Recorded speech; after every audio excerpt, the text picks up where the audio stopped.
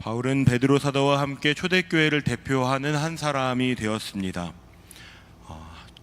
어떤 단체나 집단을 대표한다는 것은 그만큼의 책임을 요구합니다. 심지어 초대교회를 대표한다는 것은 사실상 테러 분자와 같이 여겨지는 일, 오히려 내 동족이라고 여겼던 유대인들로부터도 배척당하는 일, 더 나아가서는 이제 며칠 뒤면 보게 되실 본문에도 기록되어 있듯이 온 힘을 다해 바울을 죽이려고, 내가 이제 바울을 죽일 때까지는 먹지도 마시지도 않을 것이라고 하는 그런 아주 뜨거운 복수심이라고 할까요? 그런 것에 끝자락에 놓이게 되는 일입니다. 바울이 떠났던 세 번의 전도 여행 가운데 선포했던 담대한 말씀과 그로 인해 일어난 사역의 열매들로 인해서 이제 바울은 가장 제거해야 할 1순위 그런 대상이 되었습니다.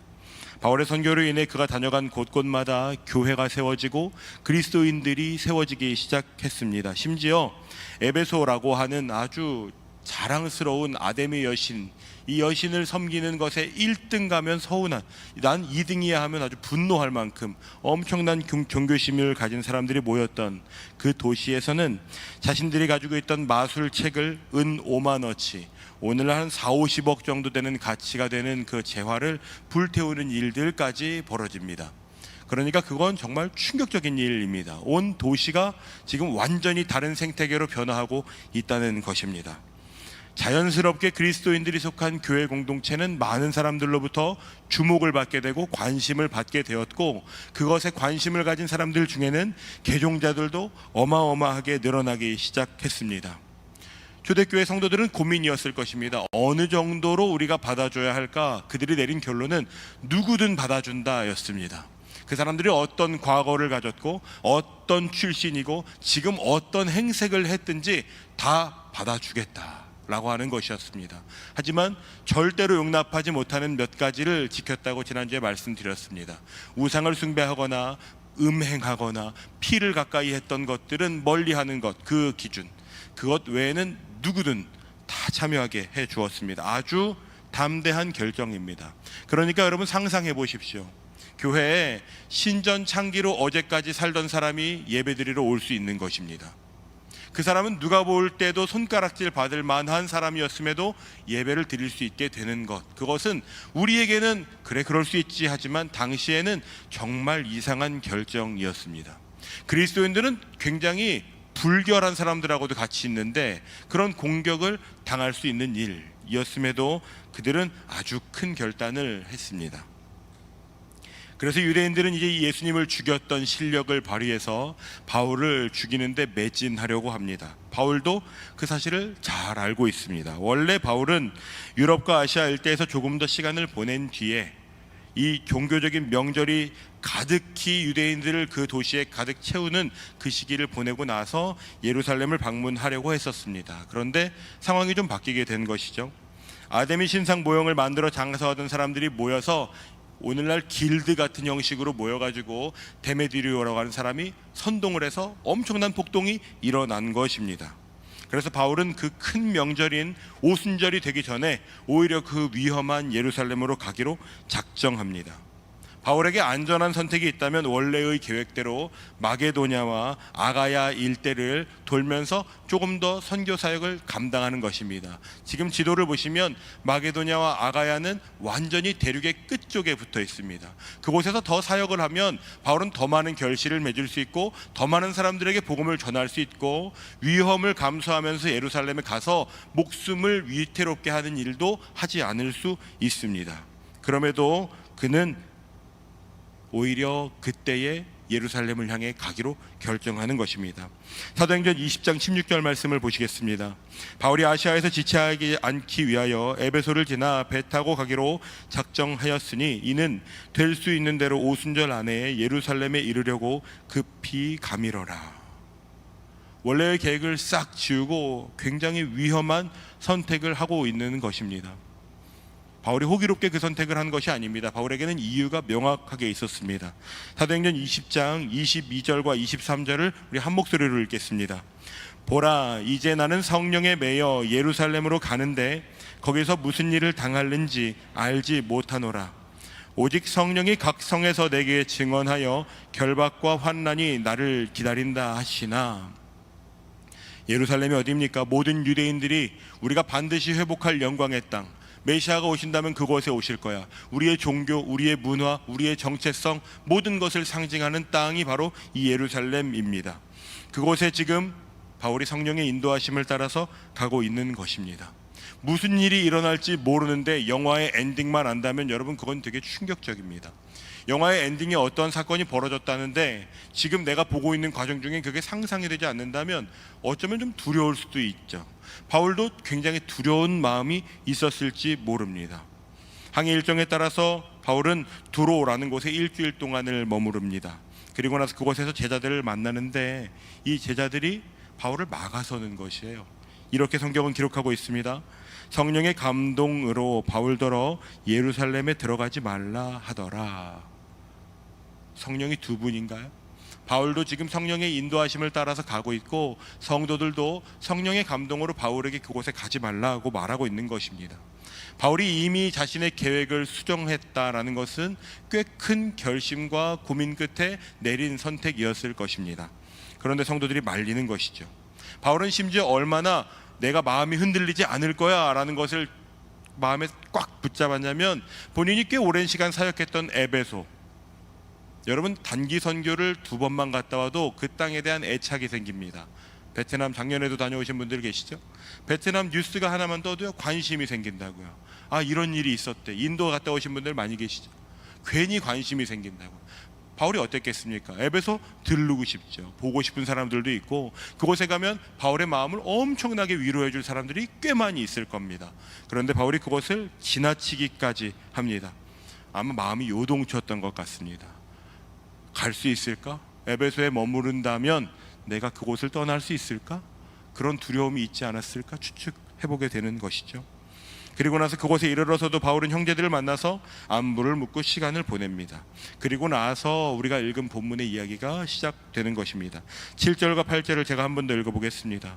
두로를 떠나 항해를 다 마치고 돌레마이에 이르러 형제들에게 안부를 묻고 그들과 함께 하루를 있다가 이튿날 떠나 가이사랴에 이르러 7 집사 중 하나인 전도자 빌립의 집에 들어가서 머무르니라.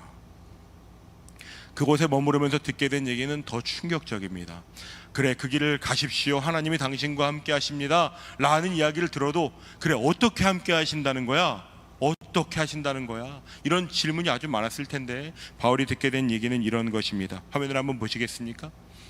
바울의 띠를 가져다가 한 선지자가 이렇게 얘기하는 것입니다. 이 띠를 가진 주인은 결박당하게 될 것이다. 이방인의 손에 넘겨지게 될 것이다. 그러니까 성도들이 뭐라고 말합니까? 예루살렘으로 가지 마세요. 바울 선생님 그 길 가지 마세요. 바울의 마음이 막 요동쳤을 것 같습니다. 이들은 지금 같은 성령의 감동을 받았습니다. 그런데 해석이 좀 다른 것이에요. 성도들은 그 사인을 가지 말아야 할 것으로 여겼습니다. 가면 안 돼. 이런 고생을 하게 되실 거야. 우리가 바울 사도를 잃게 될지도 몰라. 그런 일은 있어서는 안 돼 라는 것으로 여겼고 막아서는 것이죠. 그런데 바울은 그렇구나, 내가 그럼 그 길을 가야 하는 것이구나 라고 여기는 것입니다. 엘리멘탈이란 영화를 혹시 보셨습니까? 거기에 보면 불과 물이 만나서 절대로 하면 안 되는 일, 깍지를 끼는 일, 꽤 긴장되더라고요. 내가 널 사랑하지 못할 만 가지의 이유가 있지만 나는 널 사랑해. 아내랑 같이 봤는데 이렇게 깍지를 끼면서 오. 여러분, 바울은 지금 안 되는 이유를 모르는 것이 아닙니다. 그 길을 가면 어떤 일이 벌어질지 바울이 모르는 사람이 아닙니다. 누구보다 그곳에 가면 정말 내가 죽을 수도 있겠다는 것을 압니다. 그런데 하나님이 그것을 원하시는 것이라면 내가 그곳에 빨리 가겠다. 여러분, 놀랍지 않습니까? 바울이 그런 결정을 하는 것입니다. 왜 그럴까요? 바울이 일행과 떨어져서 드로아에서 아소까지를 홀로 도보로 이동하는 선택을 합니다. 아마 마음이 굉장히 고민스러웠던 것 같아요.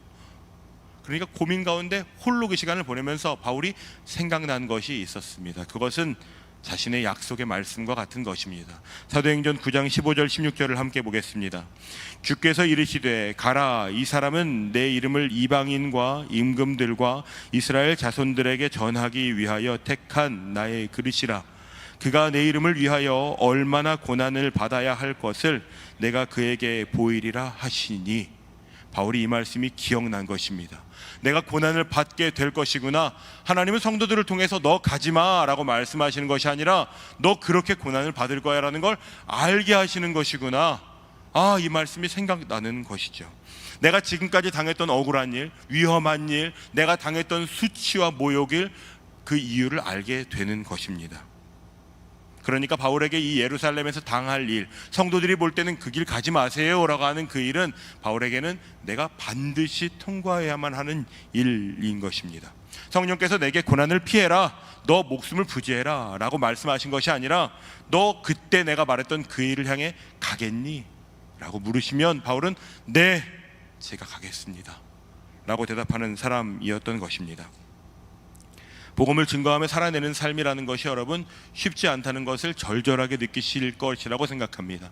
어렸을 때는 저는 목사님 아들인데도 간식 주는 게 좋았거든요. 집에 가면 그 간식이 똑같이 있어요.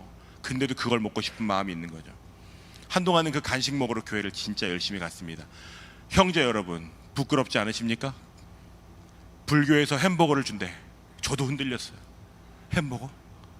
와, 여러분, 복음을 지킨다는 것이 근데 그런 간식을 먹고 안 먹고 내가 어떤 것을 그냥 바램만 가지고 그런 것이 아니라는 것을 어른이 되면 좀 절절하게 느끼게 되는 순간들이 있습니다.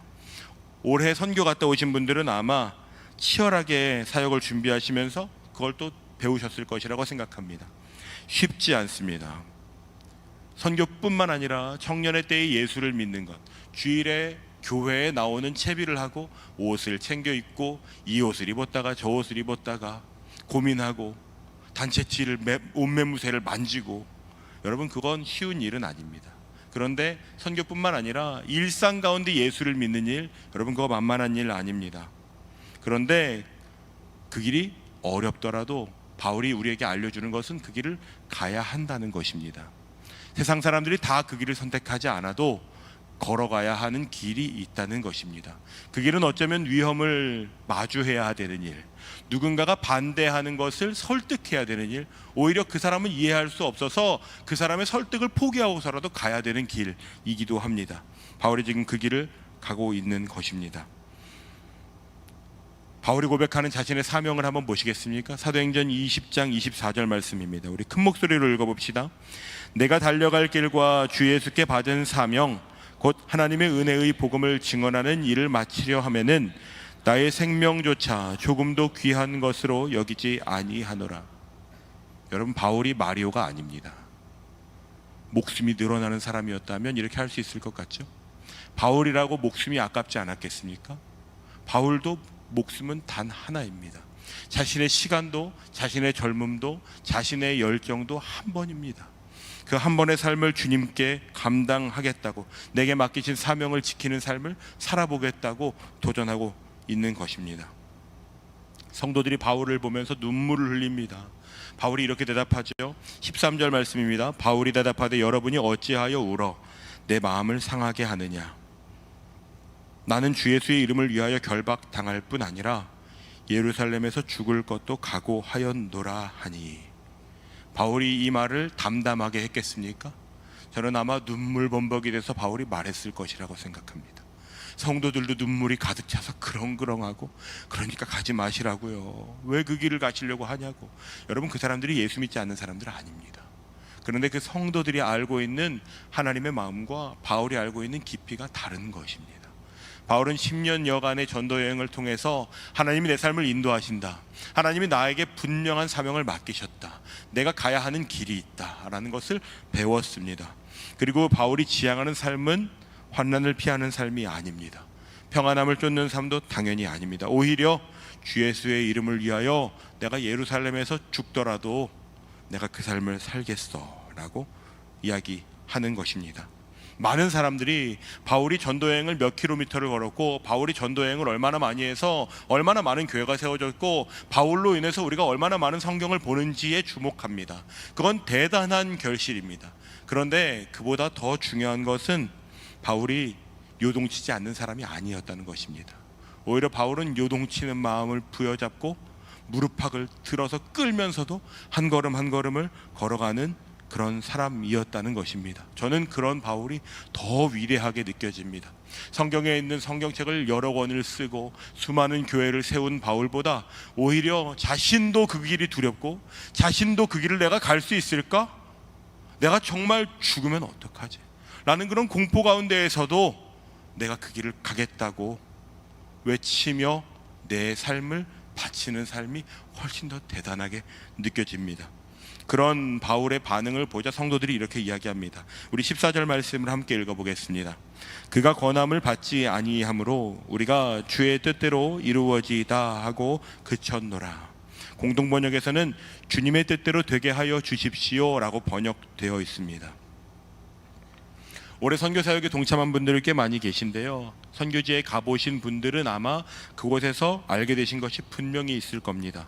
선교지에 사역하는 분들, 시골에 있는 교회에서 목회하는 분들이 결코 넉넉하거나 여유롭거나 한가해서 그 사역을 감당하는 것이 아니라는 것입니다. 우리는 2달 정도를 준비했고 일주일 전후로, 나라마다 차이가 있지만 그곳에서 사역을 하고 돌아왔지만, 그분들은 24시간 365일 그곳에서 우리가 잠깐 경험한 일들을 매일같이 반복하고 있습니다. 선교지에서 제일 답답한 게 무엇인지 아십니까? 변화의 여지가 전혀 보이지 않는다는 것입니다. 내가 아무리 그것을 오랫동안 해도 달라질 것 같지 않고, 오히려 내 계획대로 되지 않고 반대를 경험하게 되고, 내가 믿었던 사람들이 내 지갑을 가지고 도망치고, 내가 믿었던 사람이 내 무언가를 가지고 사라져버리는 일, 누군가를 리더십으로 좀 세워보려고 했더니 그 사람이 어느 날 다른 마음을 품고 나와 싸움하는 사람이 되는 일, 그런 일들을 경험하면서도 그곳에서 오늘 바울과 같이 살아가시는 분들이 있습니다. 우리가 만난 선교사님들이 그렇고 우리가 만난 현지 스태프들이 그렇습니다. 그분들이 오늘 그곳에서 우리는 미처 하지 못하는 바울과 같은 삶을 살고 있습니다. 저희 공동체가 선교 사역을 준비하면서 꿈꾸는 것은 크게 2가지입니다. 하나는 그곳에서 사역하는 분들에게 동역을 통해서, 우리가 함께하는 일을 통해서 복음이 계속해서 흘러가는 동력이 제공되는 것입니다. 혼자 하고 있지 않구나, 누군가가 우리와 함께 하고 있구나, 아, 이 길이 옳은 길이구나 라는 동력이 마음껏 일어나는 일입니다. 또 하나는 돌아온 우리가 우리 역시 이 자리에서 같은 사명을 가진 바울이 되어서 살아가기를 원하는 것입니다. 모든 사람들이 가지는 못했지만 약 200여 명 정도가 선교와 중보기도에 참여했는데, 그러한 동력을 통해서 우리도 그런 바울로 살아가는 것입니다. 머리로는 잘 계산이 되지 않고 손에 볼 길이 뻔한데 그 길을 외치는 것이요. 저희가 예배 때마다 외치는 말씀이 있지 않습니까? 그것이 바로 사명입니다. 사명은 여러분, 반대가 있더라도 해야 되는 일입니다. 취미 생활이 아닙니다. 오늘은 테니스를 쳐볼까? 다음 달엔 수영을 해볼까와 같이 뭔가를 취사 선택하는 것은 우리가 사명이라고 부르지 않습니다. 화면을 한번 보시겠습니까? 우리 한번 같이 읽어보겠습니다. 우리 공동체가 사명이라고 여기는 말씀입니다. 예수께서 이르시되 내 마음을 다하고 목숨을 다하고 뜻을 다하여 주 너의 하나님을 사랑하라 하셨으니 이것이 크고 첫째 되는 계명이요 둘째도 그와 같으니 내 이웃을 내 자신같이 사랑하라 하셨으니 이 2 계명이 온 율법과 선지자의 강령이니라. 아멘. 여러분, 마음을 아끼고 목숨을 지키고 뜻은 나만을 위해서 사용하는 것이 아닙니다. 우리는 근데 종종 그렇게 살아갑니다. 내 목숨이 조금 손해를 입을까 봐. 제가 손가락 끝을 정말 조금 썰었거든요. 근데도 아픈 거예요.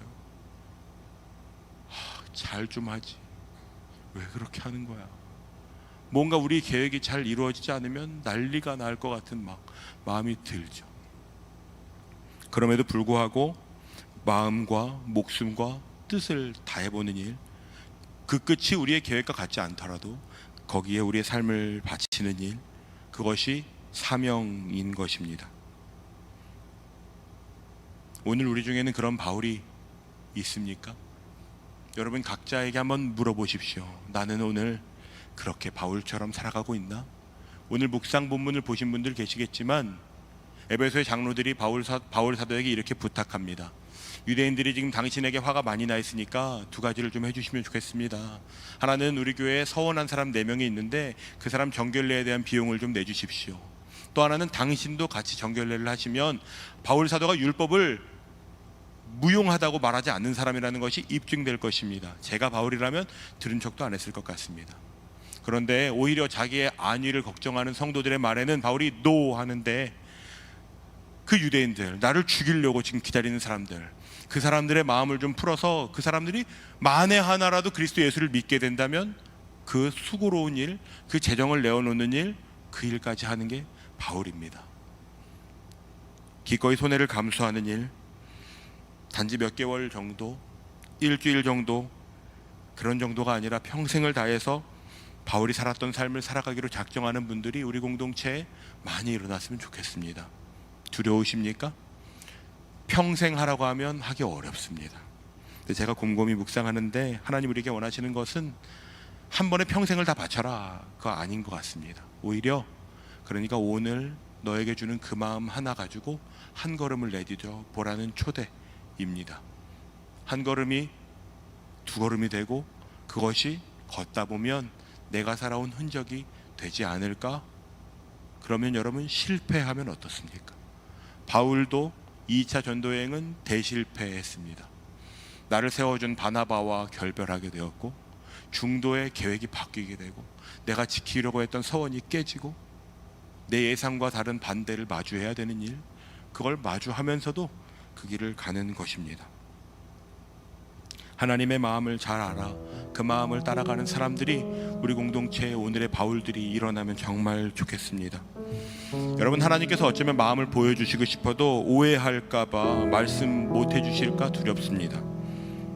피하라고 알려주신 거 아닌데 지레 겁먹고 전속력으로 도망칠까봐 반짝 보여줬는데, 그렇다고 그럼 안 가요. 베트남 팀 여러분, 슬리핑 버스 타게 될 걸 알았다면 가셨겠습니까?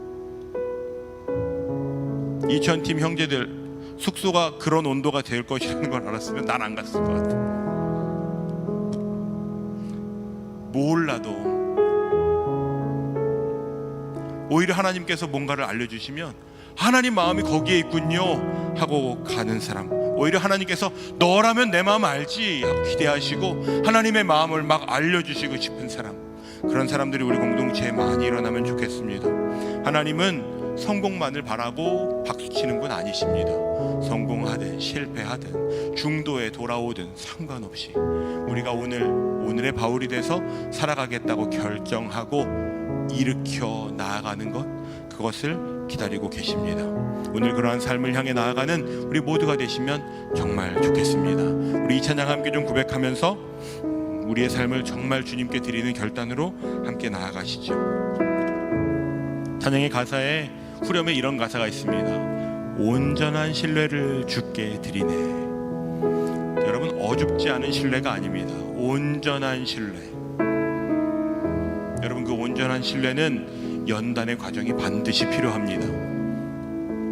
공짜로 얻어지는 것 아닙니다.